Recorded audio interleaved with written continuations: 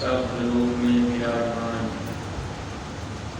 परम पूज्य स्वामी जी महाराज, परम श्रद्धेय पूज्य महाराज जी के चरणों में कोटि कोटि नमन प्रणाम करते हुए संस्था के सभी वरिष्ठ पदाधिकारी सदस्यगण, सभी सत्संगी धर्म प्रेमी भाई बहनों को, सभी जिम्मेदार सेवादार प्रेमियों को सादर जय जय।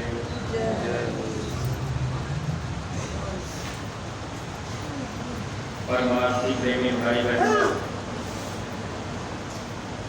जब जब इस धरती पर संत महापुरुष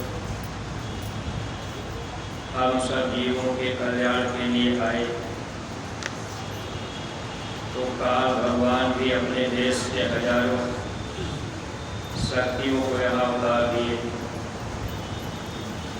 जब इस धरती पर एक संत पूरे प्रकट रूप में रहते हैं और जीवों की भलाई का काम किया करते हैं,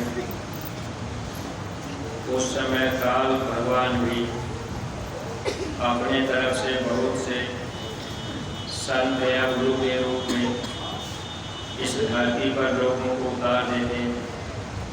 वो काल की शक्तियाँ हम जीवों को अपने सच्चे घर का भेद नहीं बता पाती, अपने सच्चे देश जाने का रास्ता नहीं मिल पाता। जो भी जीव अगर सच्चा रास्ता नहीं पाए तो मानव जीवन में गुरु के मिलने के बाद भी जीव को जन्म और 84 की पीड़ा उठानी पड़ती है। इसीलिए महापुरुषों ने लिखा भी था, जब लग गुरु मेरा नहीं साचा, तब लग गुरु करे दस पाँचा। स्वामी जी महाराज इस धरती पर जब लोगों को सत्संग सुनाने लगे, गुरु महाराज आत्म कल्याण का रास्ता जब लोगों को बताने लगे, तो स्वामी जी महाराज ये कहा करते थे कि आप किसी महात्मा के पास जाकर रास्ता लेकर के मानव जीवन का असली काम कर देना। महापुरुष कभी भी अपने को इस धरती पर इस बात से साबित नहीं करते कि हम महात्मा हैं। काम तो अपना करते रहते हैं, अपने को सेवक बनकर, छोटा बनकर इतना छिपा करके रहते हैं कि हम सब लोग महापुरुषों को जल्दी पहचान नहीं सकते। महात्मा अगर पहचान करा दे, महापुरुष चाहे तो हम जीवों को साथ में लगा लें। वैसे जीव के अंदर कोई क्षमता नहीं होती कि जीव महापुरुष को पहचान कर उनके साथ लग जाए। वैसे महात्मा जब भी पूरे आए तो महात्मा हमेशा अंदर चलने की बात करते रहे, कभी भी बाहर भटकने की कोई बात महात्मा नहीं करते। जो सच्चे महापुरुष इस धरती पर आते हैं, वो अंदर चलने का ही रास्ता जीवों को बताते हैं। अगर बाहर कोई आपको भटका दिया तो वो महात्मा पूरे नहीं हो सकते, क्योंकि बाहरी मत जो होता है वो काल मत है। अगर कोई आपको अंदर भी चलने की बात करे, फिर आपको बाहर भी भटकाए, तो इसमें धोखा होता है। इसीलिए स्वामी जी महाराज बराबर हम प्रेमी भाई बहनों को सुमिरन, ध्यान और भजन के लिए प्रेरित किया करते थे। गुरु महाराज ने कभी हम लोगों से ये नहीं कहा कि आप इस मनुष्य शरीर में रहकर जय गुरुदेव नाम का कीर्तन गाना। गुरु महाराज ने ये नहीं कहा कि आप जय गुरुदेव चिल्ला चिल्ला के बोलना। यानी जैसे हम आप हरे राम हरे कृष्ण का कीर्तन गाते हैं, उस तरह से अगर कोई जय गुरुदेव कहने लगा, 2 4 10 लोग बैठ करके मिल करके अगर इस तरह से क्रिया हम आप करने लगे तो ये बाहरी क्रिया है। फिर इससे धीरे धीरे जीव बाहर की तरफ फंस जाएंगे और भी संत इस धरती पर रहते हैं, वो संत धीरे धीरे आपको बाहर की तरफ करेंगे। स्वामी जी महाराज 60 साल के सत्संग में कभी गुरु महाराज ने बाहर भटकने की बात नहीं की। सुमिरन, ध्यान और भजन यही मुख्य क्रिया, और बाहर से जो आदेश सद्गुरु देते हैं सेवा का, वही हम जीवों के लिए परमार्थी। दौलत एक तरह से धीरे धीरे इकट्ठा होती रहती है। इसलिए सत्संगी प्रेमी भाई बहनों, हम आप हमेशा इन बातों का ध्यान रखा करें। कभी भी बाहर भटकने की ज़रूरत नहीं है। बाहरी पूजा पाठ में अगर आप भटक गए, फंस गए, तो निश्चित है कि आप काल के दायरे में जाएंगे। इसीलिए कोई दिखावा, कोई बाहरी क्रियाकर्म, अब कोई बाहरी पूजा पाठ, इसमें कभी भी हम लोगों को फंसना नहीं चाहिए। अब हम आप श्रद्धा और भाव में आकर के इस क्रिया में फंस जाते हैं और अन्य लोगों को भी फंसा देते हैं। देखिए, आज हम आप जितने भी सत्संगी प्रेमी भाई बहन अगर सुमिरन, ध्यान और भजन करते, तो घर में छोटे छोटे बच्चे भी जब हम लोगों को सुमिरन, ध्यान, भजन करते देखते, तो बच्चों के अंदर भी जिज्ञासा पैदा होती। क्योंकि दुनिया के लोग न तो सुमिरन करना जानते, न तो ध्यान और न तो भजन करना जानते। लेकिन जब हम आप सुमिरन, ध्यान, भजन करेंगे, तो घर परिवार में बच्चे भी उस क्रिया को देखेंगे। लेकिन अगर हम आप मान लीजिए केवल गुरु महाराज का फोटो रख करके, अगर फोटो पर हम आप अगरबत्ती लगा दिए, जैसे देवी देवताओं को अगरबत्ती दिखाते हैं, उस तरह से क्रिया अगर गुरु महाराज की फोटो पर करने लगे, तो घर परिवार में देखने वाले बच्चे भी धीरे धीरे उसी मत में फंस जाएंगे। और वो बाहरी पूजा पाठ, बाहरी मत है, फिर वो काल हमको आपको खींच लेगा। फोटो तो महापुरुष केवल एक पहचान के लिए, ताकि बाहर भी हम आप देख लें और अंदर में भी उसी तरह से सद्गुरु का स्वरूप दिखाई देता है। उसी रूप में सद्गुरु अंदर भी मिलते हैं। लेकिन हम आप उसी क्रिया में फंस जाते हैं, क्योंकि सच्ची बात को हम आप समझ नहीं पाते। इसलिए हर तरह से हम प्रेमी भाई बहन ध्यान देते रहे कि बाहरी क्रियाकलाप में फंसने की ज़रूरत नहीं।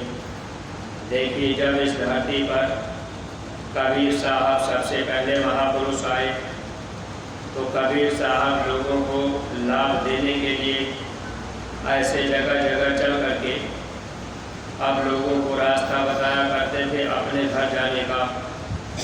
और इसी द्वापर युग की घटना है, जिसमें कबीर साहब जब आए थे करुणामय नाम से, तो उस समय रानी इंदुमती को नामदान कबीर साहब ने दिया। जब रानी इंदुमती को रास्ता मिल गया, और वो भी रास्ता कैसे मिला था, रानी इंदुमती के अंदर सद्गुरु के प्रति, संतों के प्रति बड़ा भाव सेवा का रहा। सेवा का भाव देख करके एक दिन रानी इंदुमती अपने महल में भी खिड़की की तरफ देख रही बाहर, तो बाहर एक महात्मा जा रहे। उनके अंदर शौक पैदा हुआ कि मैं उनको दर्शन उनका मैं कर देती और उनकी सेवा में कर देती। दासी को भेज करके रानी ने कबीर साहब को बुलाने की कोशिश की। कबीर साहब चले जा रहे थे, वापस नहीं लौटे। और उस समय जब दासी बुलाने गई तो उन्होंने कह दिया कि मैं राजाओं के महल में नहीं जाता, क्योंकि हमको कोई धन दौलत, मान सम्मान, कोई मेवा मिश्री नहीं चाहिए। महात्मा किसी भी चीज़ के भूखे नहीं होते, धन दौलत के भी भूखे नहीं होते। बहुत से सत्संगी प्रेमियों के मन में ऐसा भाव रहता है कि हम ज़्यादा रुपया पैसा दे करके हम भक्ति कर देंगे, इससे हमारा काम बन जाएगा। लेकिन सत्संगी प्रेमी भाई बहनों, एक बात स्वामी जी महाराज कहा करते थे, दुनिया में कोई भी माई का लाल मुझे रुपए पैसे के बल पर खरीद नहीं सकता, और रुपए पैसे के बल पर भक्ति नहीं होती। अगर किसी को रुपए पैसे का अभिमान हो जाए कि भाई हम ज़्यादा देते हैं तो हमारी भक्ति बन जाएगी, तो यह अभिमान हम लोगों को कभी न कभी गिरा देगा।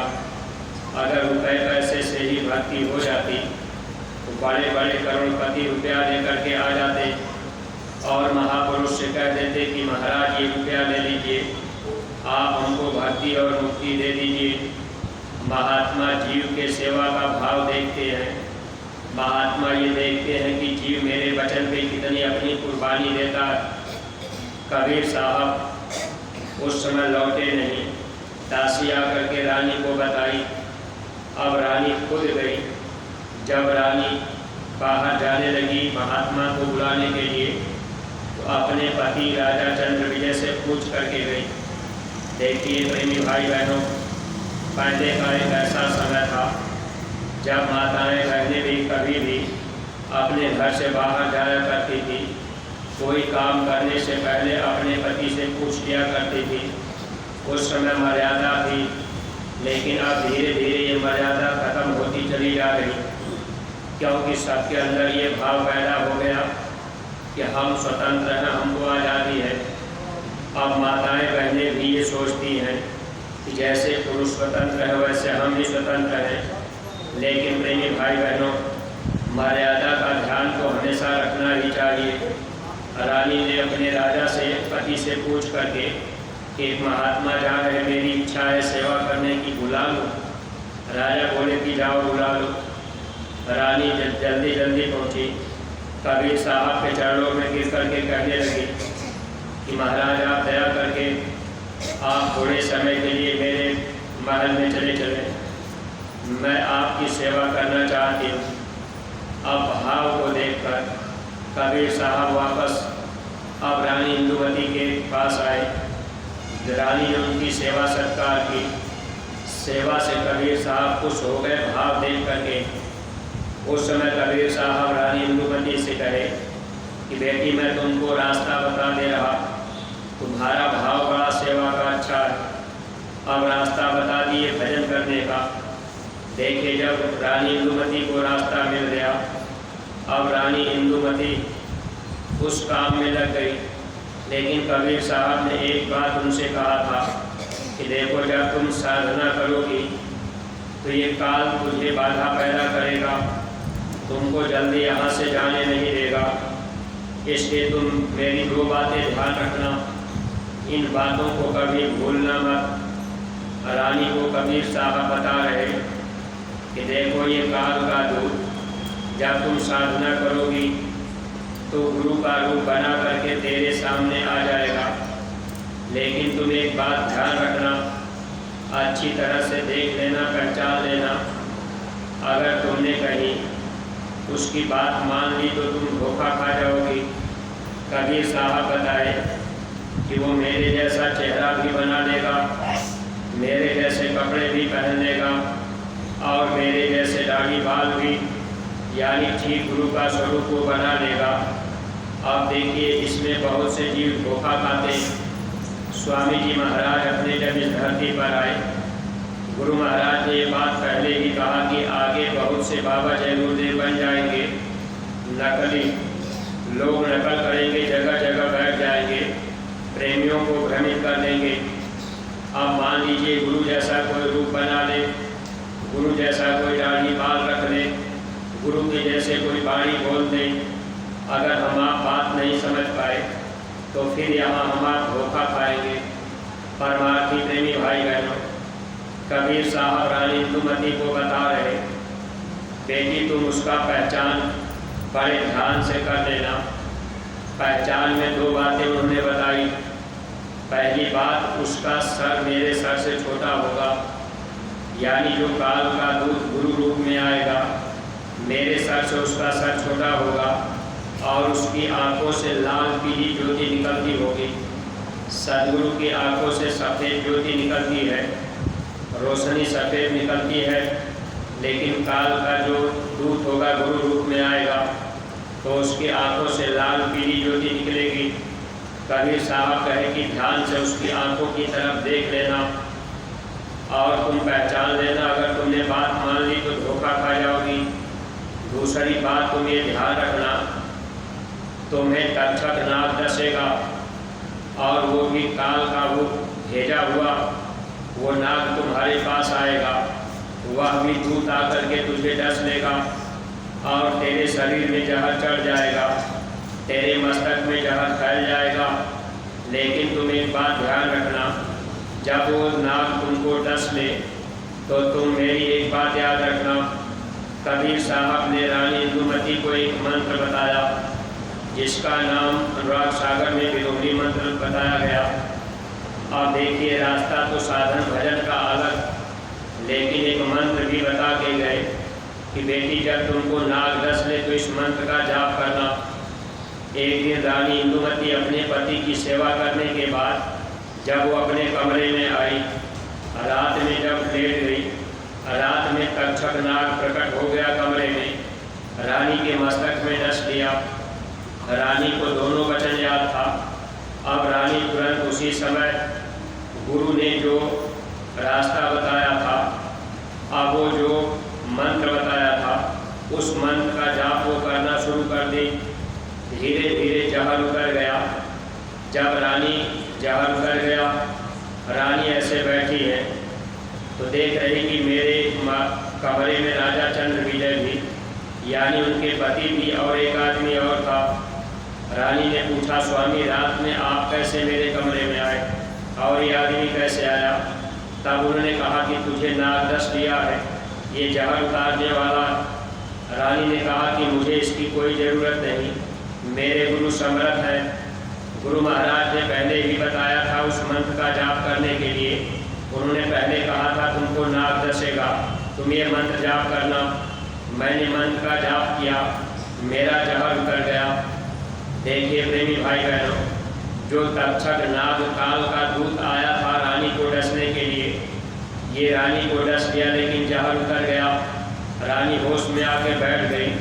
तब ये नाग भगवान विष्णु के दरबार में गया और कहा, भगवान विष्णु ने पूछा क्या वो दूत कब्जे में आ गया? क्योंकि काल भगवान के देश की कोई भी शक्ति हम जीव को यहाँ से निकलने नहीं देना चाहती। तब वो तक्षक नाग बोला, दूत जो था, कि उसका गुरु बड़ा समर्थ है। ऐसा रास्ता उसने बता दिया कि उसने जहर उतार दिया। तब उस समय भगवान विष्णु बोले कि जल्दी से जाओ, उसके गुरु का रूप बना लो और उसके कमरे में अभी अभी पहुँच जाओ। किसी भी तरह से तुम उसको गुरु के वचन से गिरा दो। अगर वो गुरु वचन से गिर जाएगा तब तो मैं उसको खींच लूँगा। वो गुरु वचन लो मानना माने, जल्दी करो।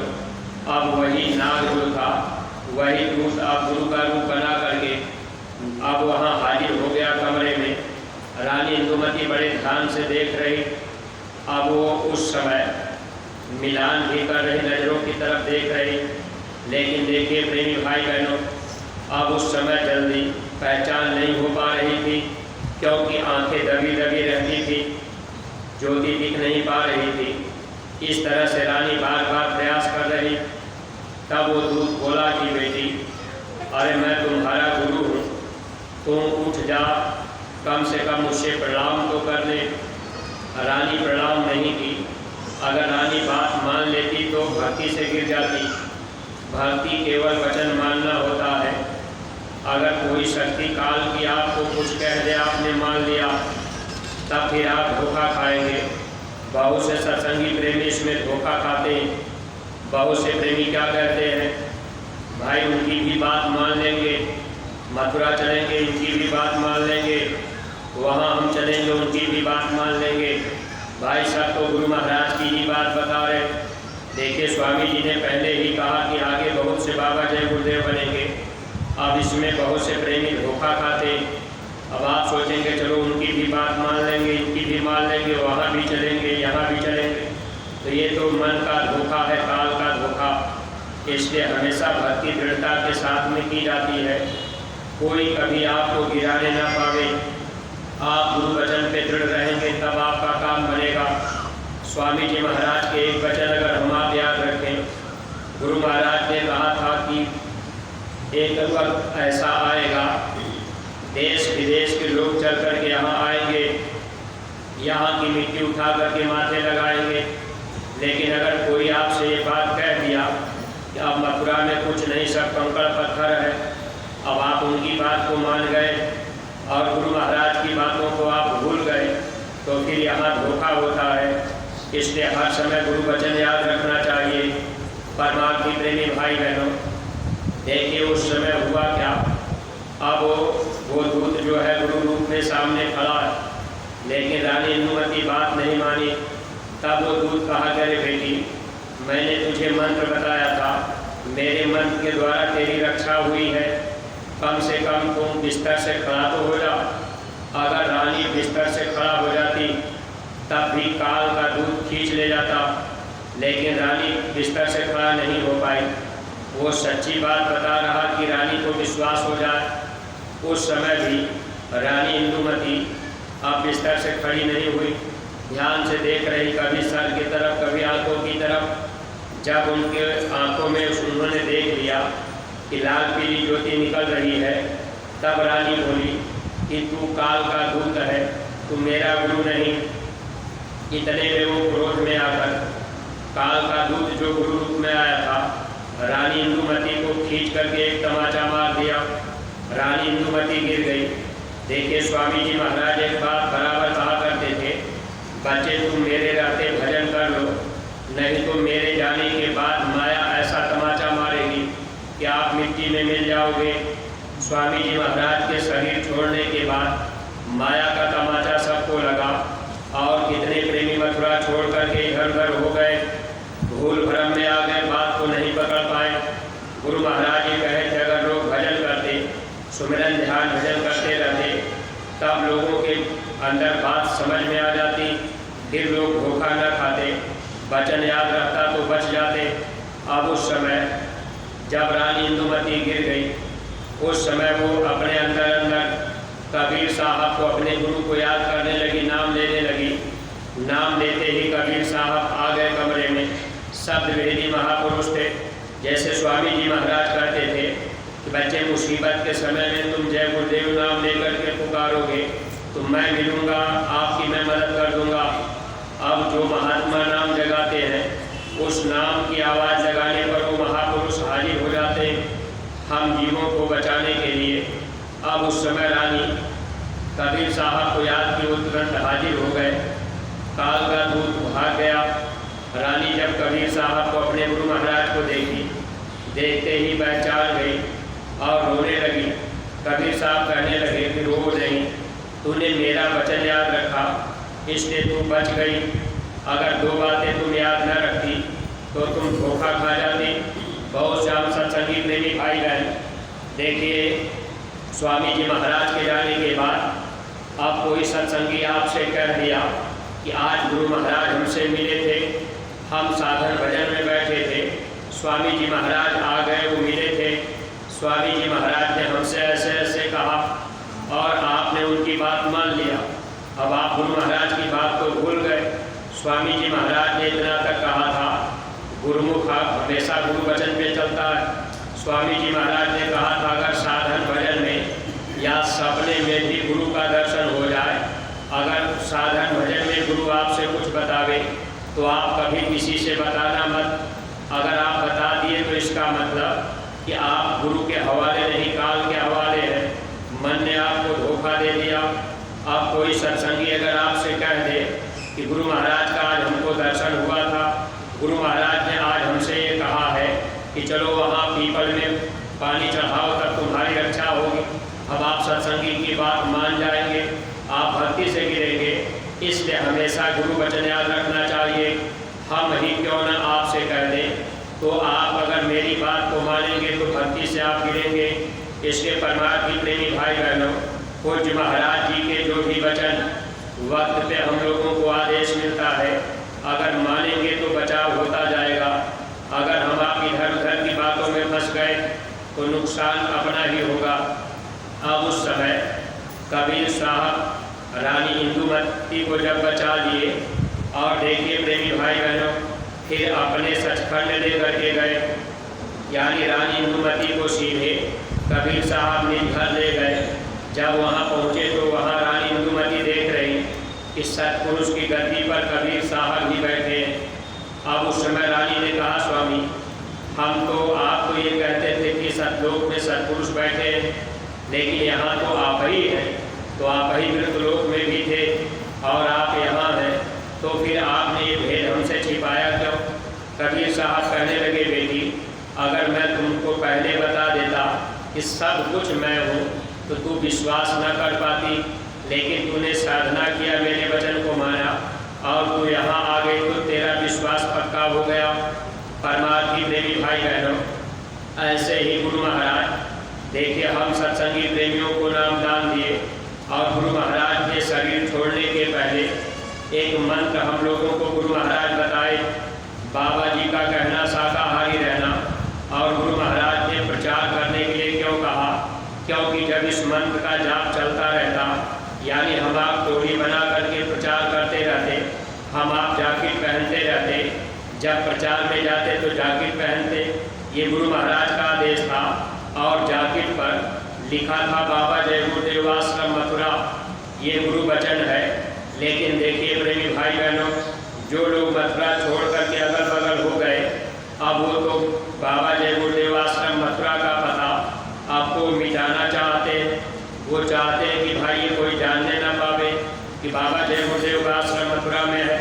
लेकिन गुरु महाराज ने जन जन तक ये संदेश अपने समय में स्वामी जी महाराज पहुंचा दिए। ये तो हम लोगों की भलाई के लिए कि जब ये बच्चे जाके पहन करके प्रचार करते रहेंगे तो ये डगमगाएंगे नहीं, और नकली जय गुरुदेव जो बनेंगे, जगह जगह अपनी दुकानें लगाएंगे, लोग इधर उधर धोखा नहीं खाएंगे, भटकेंगे नहीं। लेकिन प्रेमी भाई बहन, हम आप गुरु महाराज के वचनों को भूल गए। कितने सत्संगी प्रेमी जाकेट उतार के रख दिए, कितने लोगों ने जाकेट पे पता बदलवा दिया। जहाँ लिखा था बाबा जय गुरुदेव आश्रम मथुरा, अब मथुरा आपने हटा दिया, अब दूसरी बात वहाँ लिख दी। तो ये तो गुरु वचन मिटाने का काम ये काल करता है। अगर ऐसे लोगों का साथ हम आप कर देंगे तो अपना ही नुकसान होगा। इसलिए गुरु वचन कभी मिटाया नहीं जाता, गुरु की बाणी कभी झूठी नहीं होती है। गुरु महाराज ने कहा कि आगे चल करके आपसे कोई पूछे बाबा जी का परिचय तो आप बता देना कि बाबा जी का आश्रम मथुरा में है। सत्संगी प्रेमी भाई बहनों, अगर हम आप जाकेट बराबर पहन के चलते रहते तो अब तक लगभग जितने सत्संगी प्रेमी भाई बहन सब लोग लिखा हुआ जाकेट पहनते बाबा जय गुरुदेव आश्रम मथुरा। ये देखिए इस समय जो अपने मथुरा आश्रम से लिखाई का आदेश दिया गया कि सत्संगी प्रेमी भाई बहन अपने अपने जिलों में दीवारों पर, आप जो है गाँव में ऐसे खंभे पर, पेड़ों पर गुरु महाराज का संदेश लिख दीजिए, बाबा जय गुरुदेव आश्रम मथुरा का पता भी लिख दीजिए, ताकि बच्चा बच्चा जान जाए कि बाबा जय गुरुदेव का आश्रम मथुरा है। अगर कोई नहीं जान पाया, कोई भूल भटक के दूसरी जगह जा रहा, अब उसको कोई पढ़ा सिखा दिया कि अब मथुरा में बाबा जी नहीं रह गए, अब बाबा जी यहाँ आ गए, अब यहाँ प्रकट हो गए। अब इस तरह से जब वो प्रेमी भटक जाएगा तो इसमें हमारी आपकी कमी मानी जाएगी। पहली बात तो हम आप जाकेट पहन करके अगर चलते तो बाबा जय गुरुदेव आश्रम मथुरा जाकेट पे लिखा हुआ सबको मिलता। जगह जगह दीवारों पर, खंभे पर या कहीं पेड़ों पर हम आप लिख देंगे तो इससे जन जन को ये पता चल जाएगा कि बाबा जय गुरुदेव का आश्रम मथुरा। और फिर जो नए बच्चे हैं उन बच्चों के अंदर भी चेतना आएगी और बच्चे भी धीरे धीरे इधर की तरफ आ जाएंगे। स्वामी जी महाराज ने ये बात पहले भी कही थी कि राम और कृष्ण के समान वो बच्चे इस धरती पर आ चुके हैं, और वो बच्चे जब गुरु के करीब आ जाएंगे उनके अंदर शक्ति पहले से मौजूद होगी, बस केवल शक्ति का उद्धार देना होगा। और उन बच्चों के अंदर वो शक्ति है, उनके अंदर फुरौरी पैदा होगी कि हम परिवर्तन कर दें, हम ये काम कर दें। लेकिन प्रेमी भाई बहनों, वो बच्चे महापुरुष के इशारे पर काम करेंगे, तब तो इस धरती पर देश दुनिया में परिवर्तन होगा। अगर हम आप महाराज जी की बातों को न माने तो हम आप धोखा खाएंगे। जो भी नौजवान बच्चे अगर आप महाराज जी की बातों को नहीं मान पाए, महापुरुष के इशारे पर नहीं चलेंगे, तो आप चाहें कि हमारा लोक परलोक बन जाए, तो ऐसा संभव नहीं है।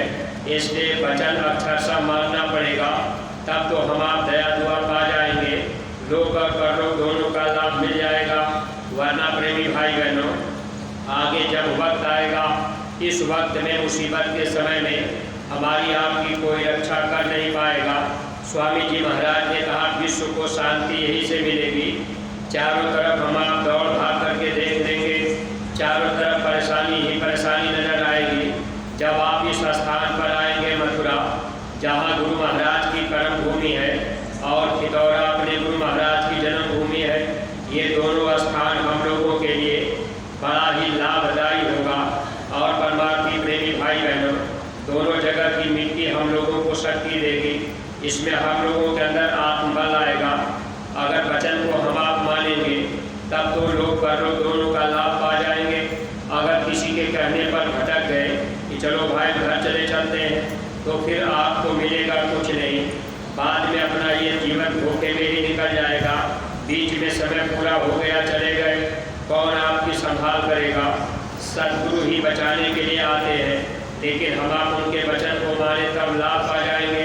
इसलिए सत्संगी प्रेमी भाई बहनों, देखिए महापुरुष जब जब आए, हम जीवों को समझाने का प्रयास किए, लेकिन काल धोखा देने का काम करता है।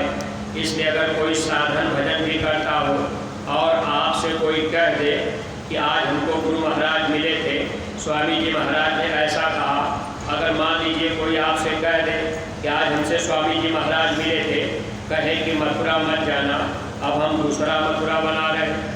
अब आप उनकी बात मान गए, इस मथुरा को आप छोड़ दिए, आप दूसरी जगह आप जाने लगे, वहाँ आप सेवा करने लगे, तो फिर आप धोखा खाएंगे। क्योंकि जो सत्संगी होगा, गुरुमुखी होगा, अगर वो भजन करता होगा, साधना करने में गुरु का दर्शन होता होगा या सपने में भी गुरु का दर्शन होता होगा, तो सत्संगी कभी जिक्र नहीं करेगा। अगर आपने बता दिया कि आज हमको सपने में गुरु महाराज मिले थे, तब भी आप धोखा खा रहे हैं। इसलिए प्रेमी भाई बहनों, ये साधन भजन जो भी हम आप करते हैं, इसको हमको आपको छिपा करके ही करना चाहिए।